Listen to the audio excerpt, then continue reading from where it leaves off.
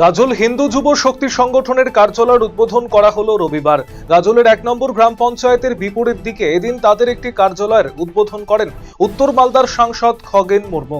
উপস্থিত ছিলেন পঞ্চায়েতের উপপ্রধান প্রদ্যুৎ কুমার সর্দার, গাজল ব্লকের এক আধিকারিক অমিত হালদার সহ সংগঠনের অন্যান্য নেতৃত্ব। বাবা মায়ের প্রয়াণ দিবস উপলক্ষে রক্তদান শিবিরের আয়োজন করলেন গাজলের বিশিষ্ট সমাজসেবী এবং ব্যবসায়ী কাজল কুণ্ডু। ভারত সেবাশ্রম সংঘে এবং সেবা ভারতী ও গৌর সংস্কৃতি উত্থান ট্রাস্টের সহযোগিতায় এদিন গাজল বাসস্ট্যান্ড এলাকায় ওই রক্তদান শিবির অনুষ্ঠিত হয়।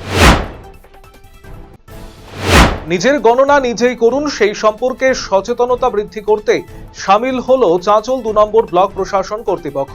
এদিন মালতীপুর হাট প্রাঙ্গণে মাইকিং করে ক্রেতা এবং বিক্রেতাদের মধ্যে সচেতন করেন বিডিও শান্তনু চক্রবর্তী। রবিবার শিলিগুড়ির একটি হোটেলে অনুষ্ঠিত হলো পূর্ব ও উত্তর পূর্ব ভারতের অন্যতম বৃহৎ পর্যটন সংগঠন eastern Himalaya travel and tour operators অ্যাসোসিয়েশনের দ্বিবার্ষিক সাধারণ সভা। এদিন 2026 থেকে 28 মেয়াদের জন্য 17 সদস্যের নতুন গভর্নিং বডি গঠন করা হয়।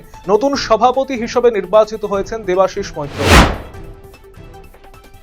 দুর্গোৎসবের আর 2 মাস বাকি, তার আগে শিলিগুড়িতে শুরু হয়ে গেল প্রস্তুতি।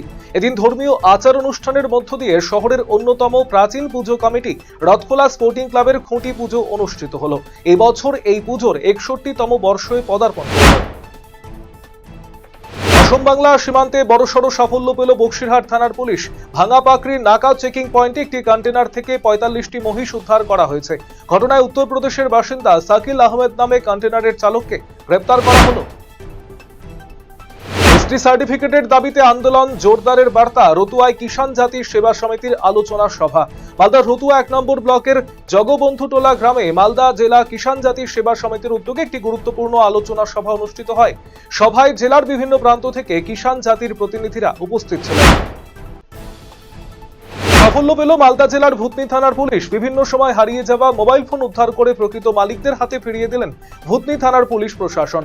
থানা ভবনে একটি অনুষ্ঠানের মধ্য দিয়ে 13 জন প্রকৃত মালিকের হাতে তাদের হারিয়ে যাওয়া মোবাইল ফোন ফিরিয়ে দিলেন পুলিশ কর্তারা।